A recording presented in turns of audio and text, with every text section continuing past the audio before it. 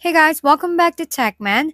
Today, let me show you how to translate story in Wattpad. In today's quick tutorial, I'll show you how to translate a story on Wattpad, keeping it simple and easy to follow. First, make sure you have the Wattpad app installed and open it.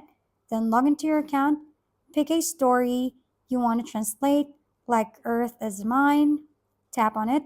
Next, tap the sharp button at the bottom of the screen. Select Copy Link. Close the app, then open your web browser.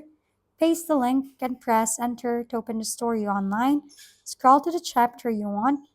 Tap the three dots in the top right corner. Choose Translate.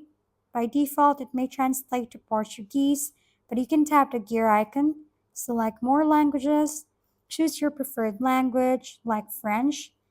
Take a moment to adjust the font size or layout if needed for easier reading.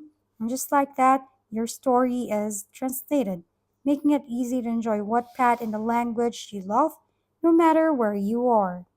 If we've been helpful, kindly give us a thumbs up and don't forget to hit the subscribe and bell button for more contents. For any questions and suggestions, comment down below.